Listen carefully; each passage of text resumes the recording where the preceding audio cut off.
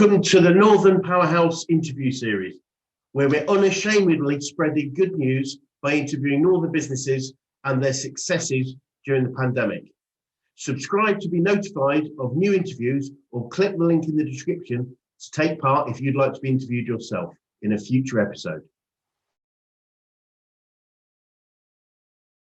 Good afternoon and welcome to Northern Powerhouses Business Success Stories. So we are joined by Joe Pitts this afternoon, who is the commercial director at Bradford Bulls. So thank you ever so much for joining us, Joe. We really appreciate it. Can I just start off by asking you if you can just introduce yourself properly, and can you tell us, for those of us that are watching that don't know, a little bit more about you guys? I can. I mean, do you want to know about me personally or about Bradford Bulls? Yeah, both would be brilliant. Oh, okay. All right. Well, my story with Bradford Bulls goes back to when I was about 13, 14 year old, when I started playing rugby. And the great Trevor Foster, who's everybody knows in Bradford Bulls or Bradford Northern history, a great man. I met him at a place called Bradford Police Boys Club. And he introduced me to the game of rugby. And from then on in, now I've kind of was hooked. From Bradford Police Boys, I went to Bradford Northern at the time.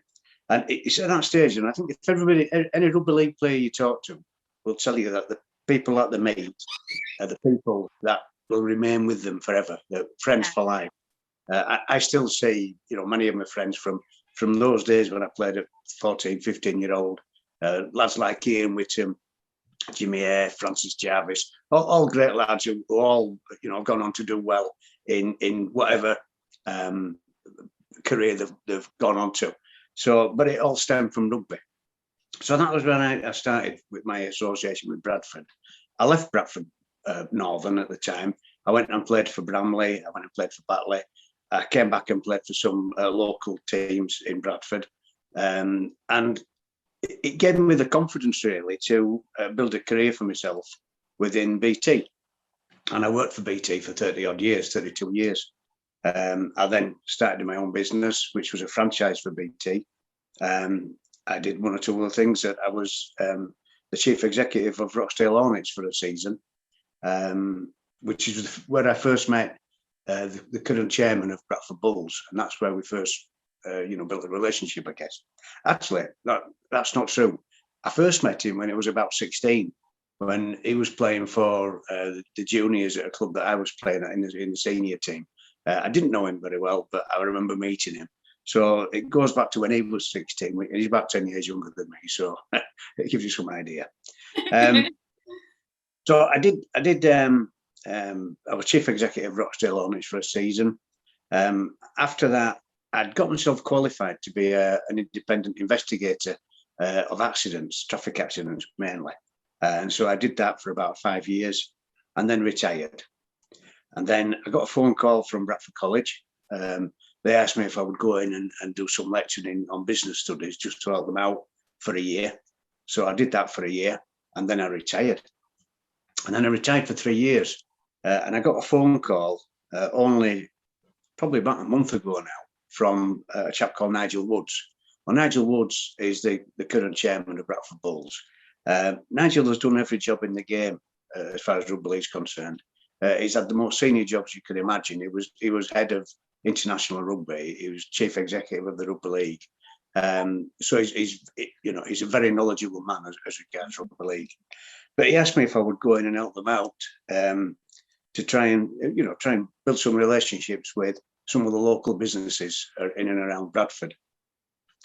I don't know much of the history of Bradford Bulls, but Bradford Bulls in 1996, the Rugby League introduced Super League, which was, if you like, a new first division for the top clubs.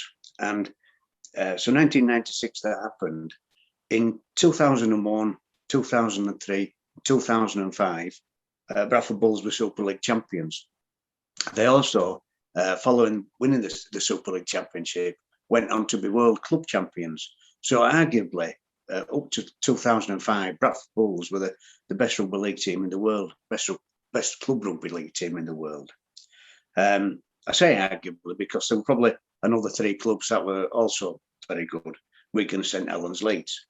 However, it all started to change. And again, you did mention when we were talking before the interview that you used to have a Bradford Bulls shirt. Yeah. Lots of people did. I mean, at one time, a game between Bradford and Leeds would attract over 20,000 spectators. Sadly, Bradford Bulls went into administration. What happened was they tried too hard to obtain success, which meant that they invested heavily in good players, but didn't invest very much in maintaining the stadium. And the stadium at Hodsall in Bradford became a little bit of a millstone around the head. Now, when you're a Super League club and you're turning over £5 million a year, and you've got a stadium to manage and maintain, which costs you £500,000 a year, well, that's only 10% of your annual turnover. That's not a big number. It's not too bad. It's reasonable. But when you drop down the leagues and you become first Championship 1 club and then get promoted to become a Championship club, it's a lot of money to find. And a previous owner decided that it was too much money to find and decided to leave Hodsall Stadium. So the world famous Bradford Bulls in the early 2000s were now a team really without a home. And they did an agreement with Dewsbury Rams, just up the road in Dewsbury, not a million miles away, but it's not Bradford. And Bradford Bulls currently play at Dewsbury Stadium. It's a big fall from grace, but I know going back when Bulls were the real, you mentioned the word powerhouse. Bulls were a real powerhouse in those early 2000s. I used to be a sponsor of Bradford Bulls at that time. I used to have a box, and the atmosphere at Hodsall Stadium was fantastic. Unfortunately, it's not like that anymore. Things have changed. From having a back office team of maybe 20 people, we've probably got a back office team now of a core of probably about 6 or 7 people. But we're all great people, all very enthusiastic, and all have one thing in mind really, and that is to try and get Bradford Bulls, firstly back to Bradford, but then back challenging for trophies again, hopefully in Super League, and that's the aim. Now, when I spoke to Nigel Ward, he basically told me he sold me on the vision of what he wanted to see for Bradford, and being a mad keen Bradford follower all my life, then and I could see that vision, and I kind of adopted it. I like it. I want to be part of it as well. And it was very much really, let's build a legacy. Let's bring Bradford back to Bradford where it belongs, possibly Hodsall Stadium, or if not, another stadium built for Bradford in Bradford. Let's move them up the leagues. Let's be competitive. Let's be competitive so that we get back into Super League. But once we get back into Super League, let's stay there. Let's manage our finances, make sure that we don't get into financial trouble again. Let's be creative and do things that keeps us there, that makes us so that, whereas Hodsall Stadium at the moment, if we do go back to Hodsall, we don't want it to be a millstone around our neck. We want it to be an asset. And again, I don't know if ever you visited at Hodsall Stadium, and if you get the opportunity, you're welcome to come and have a look at it. We'll show you. It's a massive amphitheatre. Some would call it just a hole in the ground, which is a bit cruel. She's a grand old lady at Hodsall Stadium, but it's a fantastic place. Far too big for what most Super League clubs or most Rugby League clubs need at the moment, but there's a lot of potential. And the plan is that is to make Hodsall Stadium pretty much self-funding, so that previously we might have used Hodsall Stadium 12 times a season to play all the games, home games, which means that for 40 weeks of the year it's not being utilised, and you're still paying the same amount of money to maintain it and keep it going. So it makes a lot of sense that if you can use it more, then it will start to fund itself. So we still haven't got permission to come back to Hodsall Stadium yet. We haven't got permission to come back to Bradford yet. And there's a few things have got to happen there. It involves Bradford Council. It involves the Rugby League itself. The Rugby League currently own the lease to Odsal Stadium, and they rent it from Bradford Council. We don't rent anything at the moment from the Rugby League, because I believe that they let us use the offices at Odsal. So that's where we're based. But when you throw into that the problems of COVID, and we're not allowed to have anybody watching the game, they can't come to the stadium wherever we're playing, whether it's Dewsbury or Bradford, but we can still play. But there is something called Our League, which so people can watch streaming. They can watch the games streaming, so people can still see the games. But it's not the same. You're not getting the same income in. So we're in a situation at the moment where we're trying to make back relationships, which we probably have lost through going into administration a couple of times. But we can't really, it's difficult to sell people boxes or signs around the stadium when you actually got one, when you actually haven't got a stadium to play at the moment. So at the moment, it's pretty much we're laying foundations.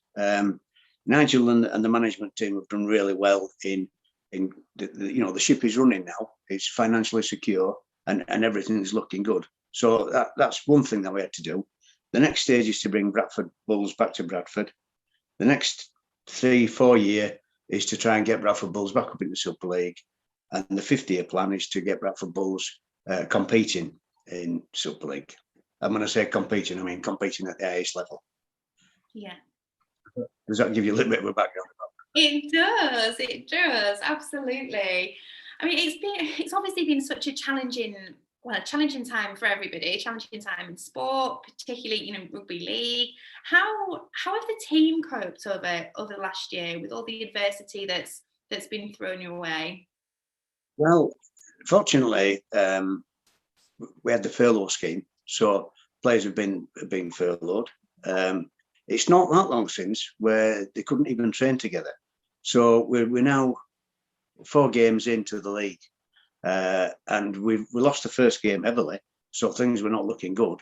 But then we've won the last 3 games on the bounce, so things are starting to look better, and the performances are better.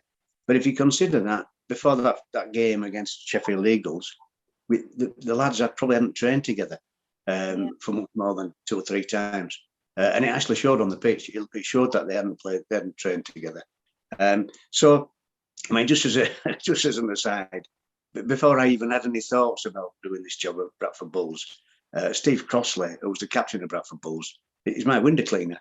So I've had a few chats with Steve about what it's been like through lockdown.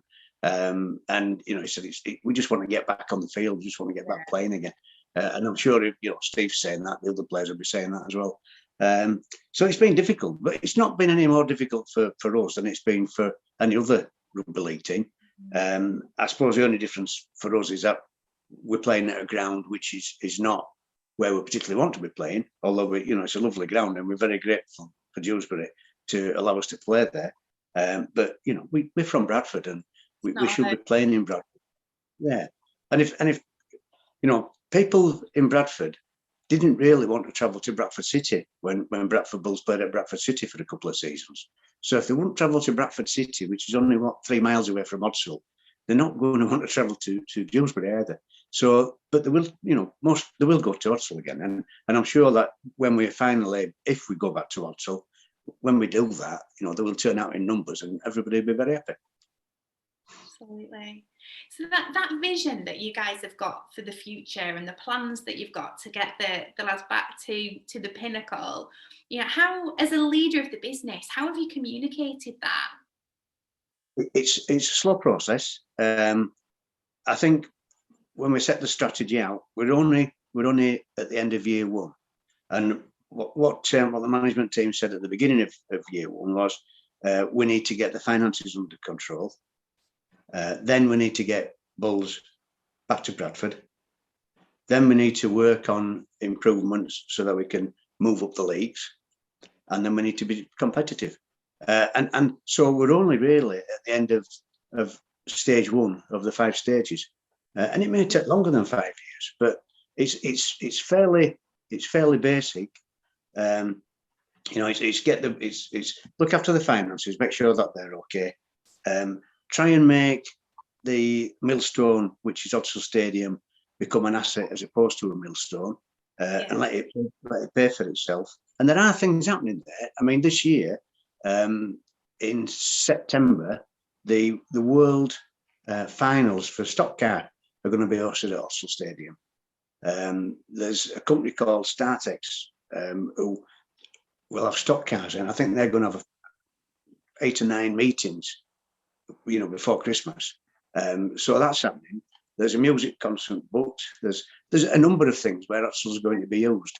Probably it's going to be used more this season when we're not even there yet than it's been used in any other previous season. So, and the trick is to keep coming up with events, because it's not just the ground, it's also the facilities there that we've got. We've got the South Bank Stadium, which can be used for births, marriages, etc., christenings, not births, christenings. That was something different altogether. Yeah, I know. Yeah, actually, it could sell. I'll put my commercial head around that and see if I can come up with we're looking at using it for so many different things, but so many things that we haven't used it for before in a concentrated way, and get it paying for itself. I'll just give you another example.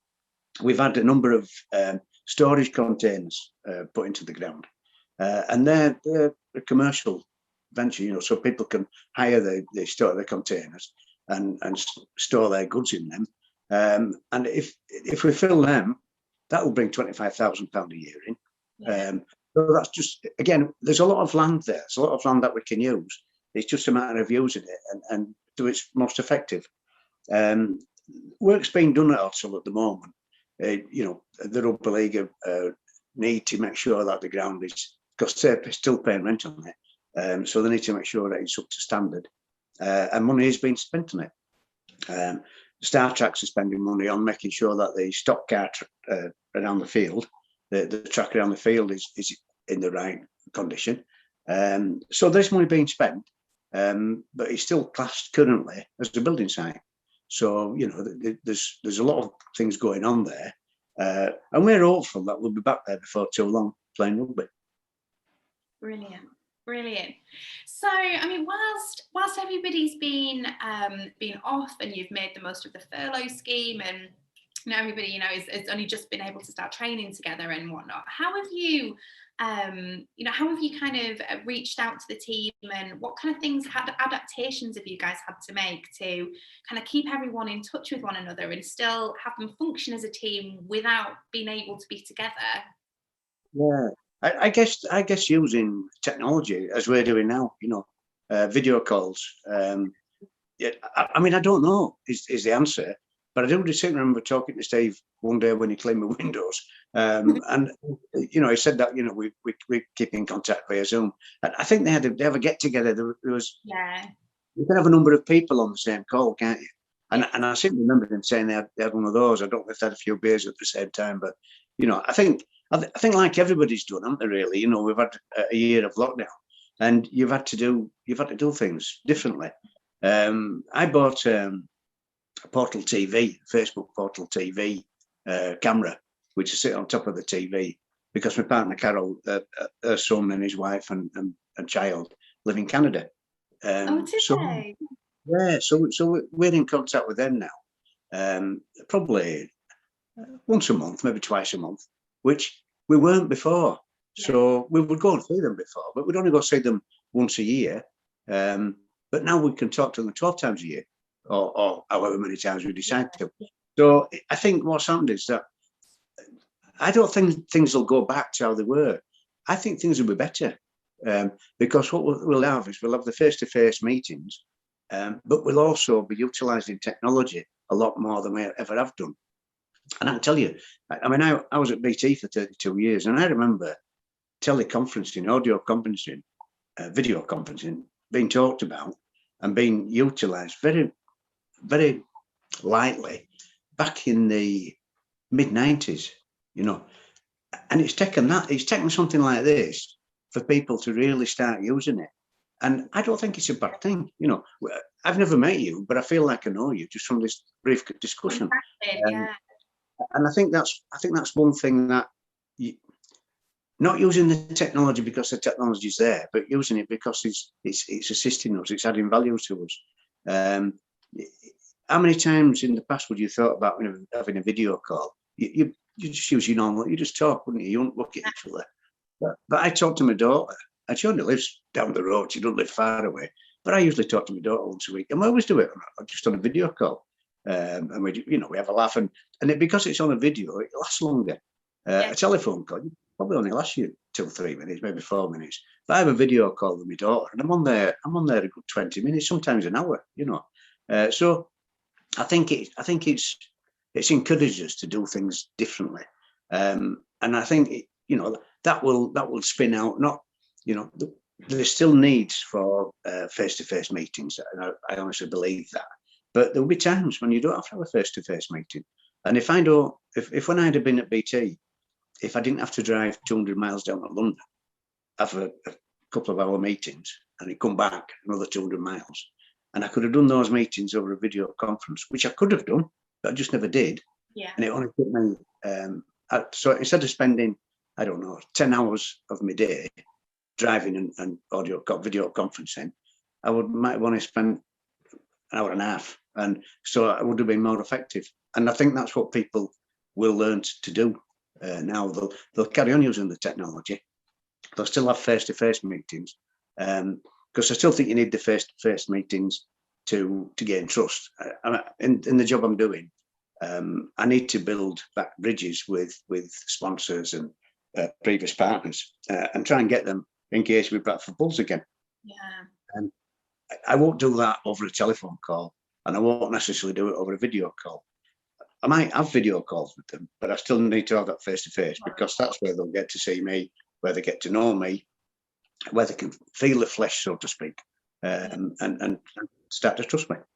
Absolutely. I think you're right, Joe. And, so many people that we speak to said exactly the same thing that you've just said, in that, we've been forced to utilize this technology that we've had, but we haven't necessarily completely embraced up until now. It's been forced upon us. And yet it's such a brilliant way for us to continue to work moving forward. And there's so many hours that people can get back that you would have spent in the car, that we can now do this. And when you're on the phone, yourself that you're in the middle of doing something else, and there are distractions, and like you say, calls don't last as long, whereas you have a video call with somebody, and you're looking at each other, and you're focused, and you're there, you're in the moment. But I think that combination of being able to utilize this kind of technology whilst it not replacing that human contact and being actually in the same room with somebody, I think that we're all crying out for.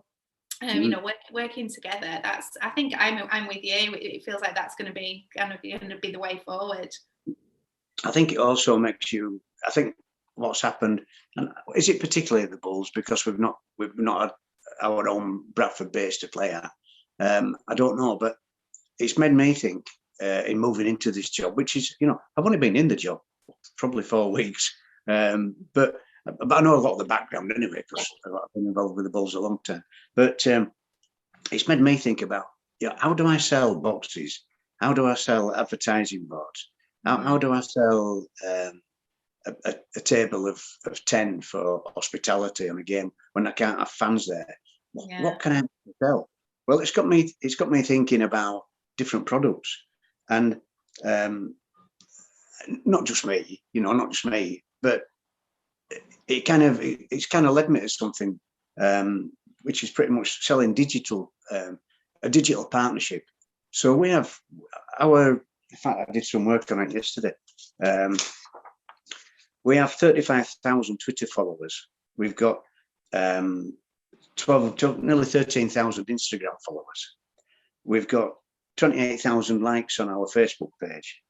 We've got a website with over 23,000 hits every month. We've got 12,000 Our League members. And for all of those, we've got contact details. Yeah. And that's very powerful, not just for us, but for any of our partners. So if any of our partners want to have access to, say, for example, they decide to sponsor our women's team, every time we put a broadcast out about our women's team and we give them a mention, then they're getting mentioned to 12,000 Instagram followers that they wouldn't have touched before.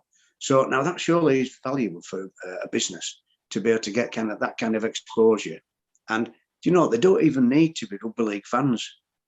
They just need to be a business that wants to have exposure to that database. So so any of your people that are watching this, any of the businesses that you deal with that are watching this, if they want to talk to me about some digital exposure through Bradford Bulls contact strategies, I'd be more than happy to speak to them. So please put my contact details in when you're ready. We will, Joe. They don't even have to be Rugby League fans to want to contact potential customers, and we can come to some commercial arrangement whereby they get benefit and we get benefit, and that's the other approach I'm trying to make. I don't want to sell sponsorship to anybody.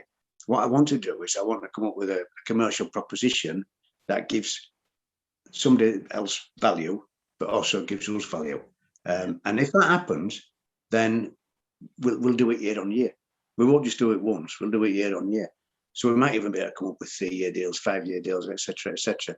But then what I'm doing then is I'm doing the part of the bit that the chairman wants us to do, which is to keep Bradford Bulls financially viable. Or I'm doing my bit towards it. There's other people doing their bits as well.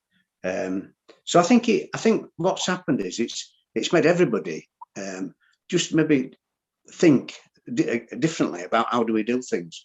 So that is the use of technology, but also the use of technology to as a product. And that's 4 weeks in the job. I might come up with some other ideas yet, so we might need to reschedule in 6 months' time. That's a lot of learning in 4 weeks, an awful lot. I mean, what does the future look like for then you guys? You know, you've got this really exciting vision and plan for the future. You know, what do the next 12 months look like for you guys as we emerge into some kind of new normal? Yeah, the next 12 months I think is consistency on the field. So you know, play well, get results, and we'll get beat. And some of the good teams around us will get beat. But you know, hopefully at the end of the season will be challenging. We've got a team that's playing with passion now, which is good. But we've also got a back office team that have got plenty of passion as well. So I think it's the team to gel well on the field and do well on the field, and it's the back office team, of which I'm part of, to do exactly the same, to gel well in the back office, and to each do their own jobs and support each other. And you know, I think if both teams, the back office and if you like the front office, which is the players on the field, if we both do our jobs, then we'll continue to be financially viable. We'll probably even start having more money in than what we have at the moment. And once fans start coming back, if we're putting a good enough product to them on the field, then they want to come and watch. And I mentioned to you that we've got 12,000 Our League members. The Our League is a streaming app, and what that means is that 12,000 people from Bradford have signed up and registered on that app. So potentially 12,000 people can watch a game. But if they're interested enough to want to maybe stream, and they're not all watching it at the moment, then surely they'll be interested enough to come and watch a live game. And so that might happen as well. You know, the crowds might increase. And maybe we will get back to the days when we used to get 20,000 at Oxford Stadium watching the Bulls march on to victory. Brilliant, absolutely brilliant. We should speak to you guys again in another 12 months and just see how you guys are doing and you know how much closer you are to that goal and to that vision. You'd be more than welcome. Brilliant. Listen, thank you so much, Joe. Thank you for sharing, you know, all of, you know, the learning that you've had crammed into 4 weeks, and you know your passion for the club just comes through and speaks volumes, and you know, sharing those experiences and things with us are really valuable. So we really appreciate it. Thank you ever so much. All I would say, Vicky, is you could talk to anybody in the back office and they would all be just as passionate. And doesn't that say everything for your culture and that shared DNA that you all have for the love of it? Exactly. We wear our hearts on our sleeve. Brilliant. Brilliant. Thank you so much, Joe. We'll definitely speak to you again next year and see how you guys are doing. You're very welcome, Becky, and it'll be a pleasure. Brilliant. Thank you ever so much. Thank you. Thank you, Joe. Thanks for watching. What was your takeaway from today's interview? Please post it in the comments below and subscribe for all our upcoming videos or click for the next video here.